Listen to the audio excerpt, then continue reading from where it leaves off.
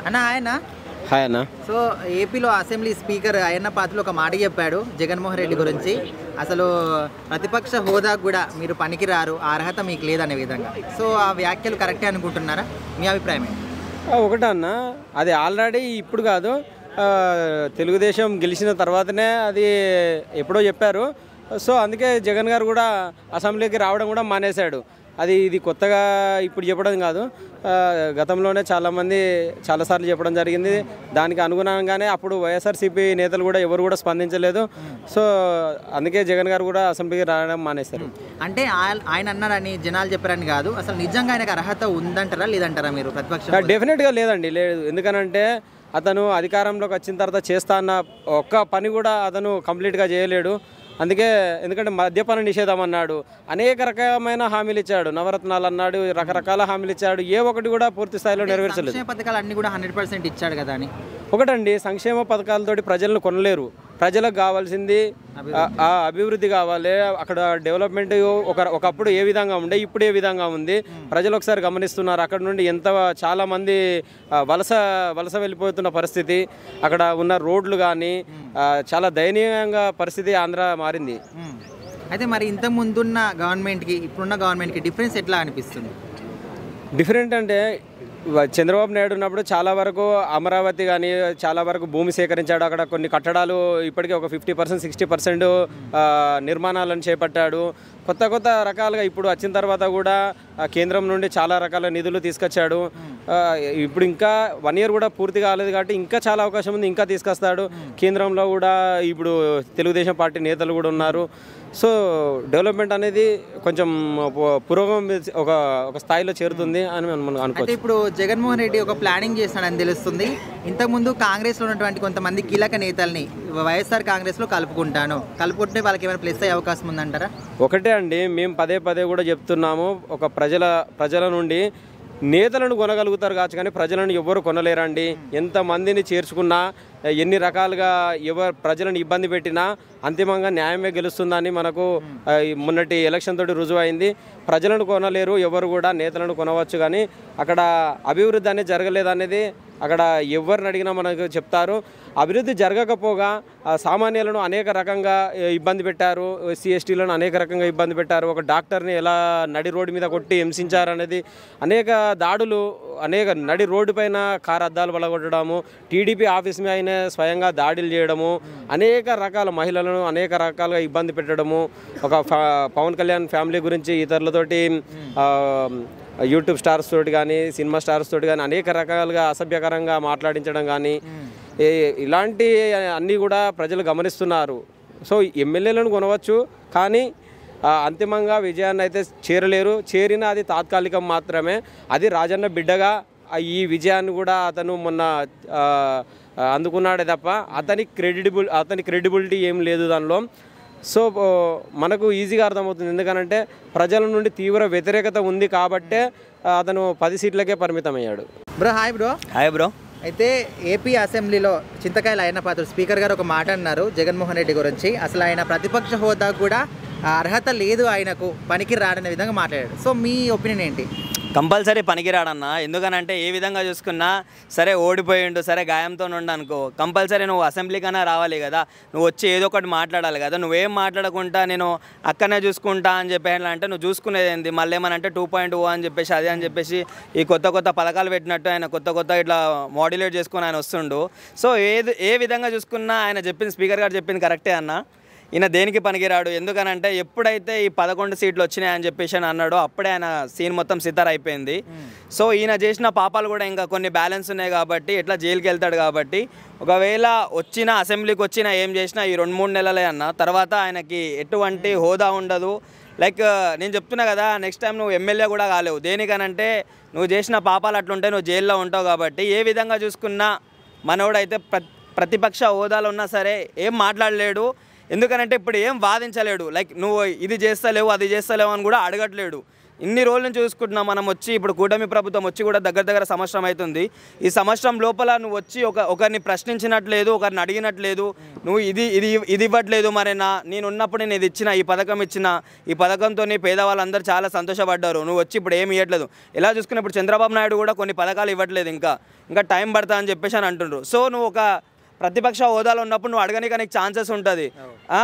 మరి నేనేం చేసినా సరే నువ్వు చేయలే అని చెప్పేసి అన్నావు. మరి వచ్చి నువ్వు సంవత్సరం అవుతుంది, ఈ సంవత్సరంలో నువ్వేం చేసినావు, నువ్వేం పొడిచినావు అని చెప్పేసి ఒక మాటన నువ్వు మాట్లాడాల్సింది.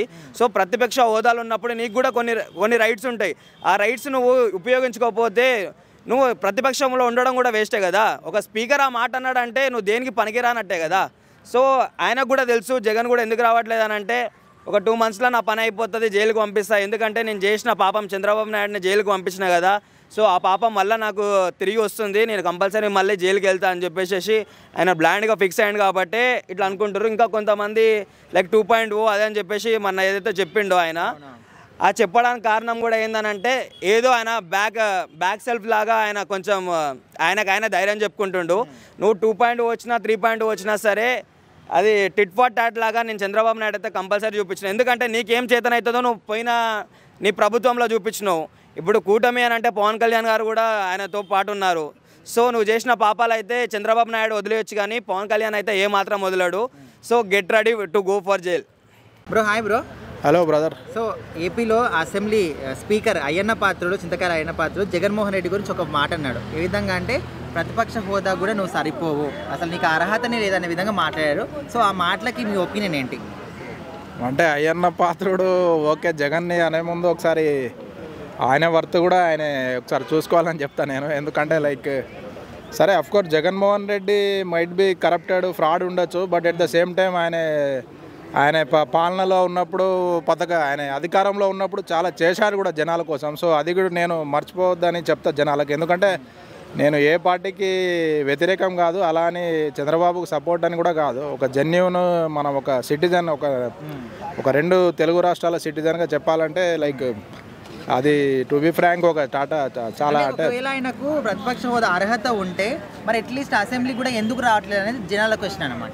ఎవరు జగన్ అంటే జగన్ అసెంబ్లీకి రాకపోవడానికి కారణం ఏంటంటే లైక్ ఆయన ఒక డిఫరెంట్ స్టేటస్లో ఉన్నాడు. ఆయన దృష్టిలో వీళ్ళంతా లైక్ అది ఒక చీప్ పాలిటిక్స్, చిల్లర రాజకీయాల్లాగా మనోడు భావిస్తున్నాడు. కాబట్టి ఎట్లయినా మళ్ళీ ఫర్దర్ తానే అధికారంలోకి వస్తాడు కాబట్టి ఆయన హ్యాపీగా రిలాక్స్ అవుతున్నాడు. అంటే సేమ్ ఇక్కడ కేసీఆర్ ఎలాగైతే ఒక స్ట్రాటజీ బిహైండ్ ద బ్యాక్ ఎలా అయితే ప్లే చేస్తున్నాడో అక్కడ కూడా అది మనం ఒక రాజకీయ వ్యూహం అనే చెప్పుకోవాలి దాన్ని. కానీ ఒక చాతగాని దానంగా అలా మనం చూడడం, అది అండర్ ఎస్టిమేట్ చేయడం, అది చాలా వరస్ట్ మెంటాలిటీ అది. బట్ సరే నేను చెప్పాలనుకుంటున్నా ఈ సందర్భంగా, జగన్ సరే అసెంబ్లీకి రాకపోవచ్చు, బట్ ఎలాంటి ఒక ఇన్సిడెంట్ జరిగినా కానీ 100% ఆయన అక్కడ రిపోర్ట్ చేయడం, అక్కడ స్పందించడం, దాని గురించి ఆయన మినిమం మాట్లాడడం, నాకు అది మాత్రం నచ్చింది. అంటే ఇక్కడ కేసీఆర్ అయినా కానీ ఫామ్ హౌస్ని వదిలిపెట్టట్లేదు, కానీ జగన్మోహన్ రెడ్డి మాత్రం టోటల్గా కేసీఆర్ లాగా కాకుండా అది ఏదో బోర్డు ప్రమాదం అయినా ఏదైనా మొన్న ఇంకేదో ప్రకాశంలో ఏదో జరిగినప్పుడు ప్రతిసారి మనోడు వచ్చి అక్కడికి వెళ్ళి ఎంతో కొంత పరామర్శించి వాళ్ళకి ఎంతో కొంత సాయం చేయడం, అది మాత్రం నాకు చాలా నచ్చింది. అది అంటే ఇప్పుడు జనాల క్వశ్చన్ ఏంటంటే, ఓకే మీరు బయట ఉండి క్వశ్చన్ చేస్తున్నారు, అదే క్వశ్చనింగ్ అసెంబ్లీలోకి వచ్చి క్వశ్చన్ చేస్తే మీరు ప్రతిపక్ష హోదా మీకు గౌరవం ఉంటుంది, మీరు అడిగినట్టు ఉంటుంది అనే విధంగా అంటున్నారు.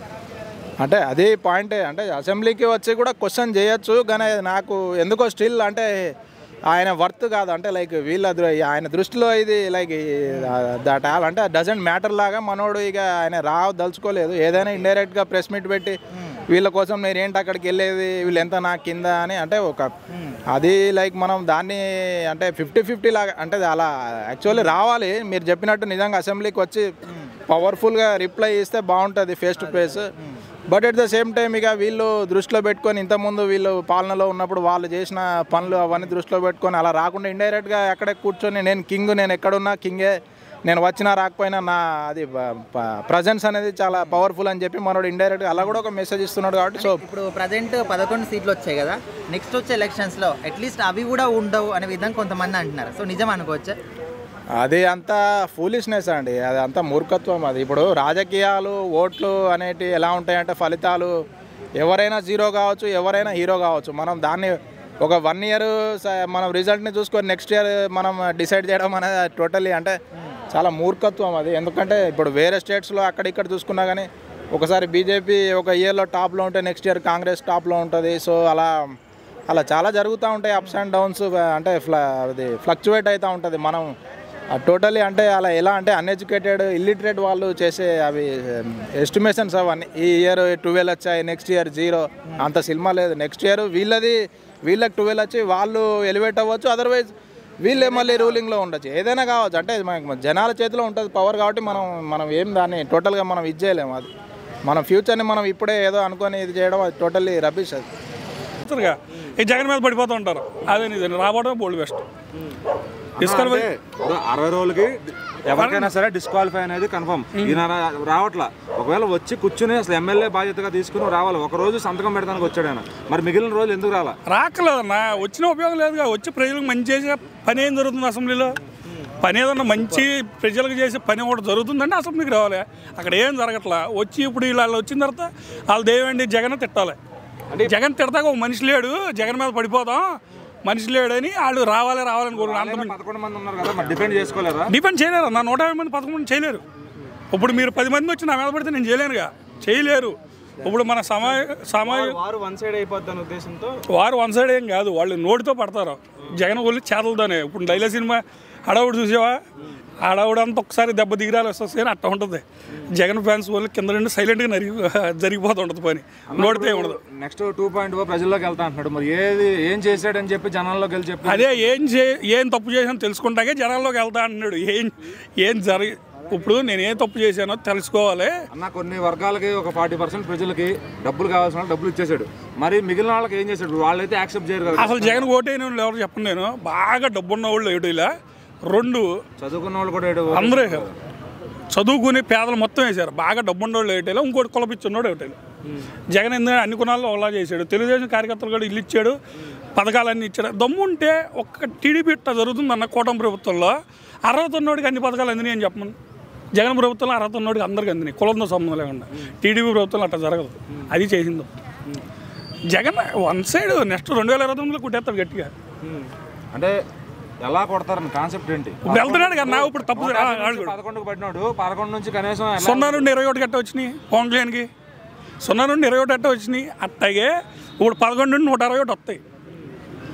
అంటే బాధ్యత ఉంది కదా, 40% ఓట్ షేర్ ఇచ్చినప్పుడు జనం బాధ్యత ఉండాలి కదా, జనం చేయాలి. ఇప్పుడు నేను ఓటేసాను జగన్, నాకు అసెంబ్లీకి రావాలని నేను కోరుకోవట్లా, రాక్కర్లా. వచ్చి వాళ్ళతో పిచ్చివాడు వాగేకంటే సైలెంట్గా పని చేసుకుని జనాల్లోకి వచ్చి జనాల్లో ఏం తప్పు జరిగింది. ప్రభుత్వంలో కూడా ఉన్నప్పుడు అసెంబ్లీలో ఉన్నప్పుడు చంద్రబాబుని విమర్శించడం, పవన్ కళ్యాణ్ విమర్శించడం ఫస్ట్ మొదలెట్టింది ఎవరు? ఫస్ట్ వైసీపీ కాదు, టీడీపీ ప్రభుత్వంలో జగన్ విగ్రహం, వైఎస్ఆర్ విగ్రహం పాల్గొట్టింది ఎవరు? విజయవాడలో. వీళ్ళ కుటుంబాన్ని బయటికి లాగింది ఎవరో? కుటుంబాన్ని రోడ్డు మీదకి ఇచ్చింది ఎవరో? అవన్నీ చంద్రబాబు చేసాడు. అవన్నీ మర్చిపోయారు జనం.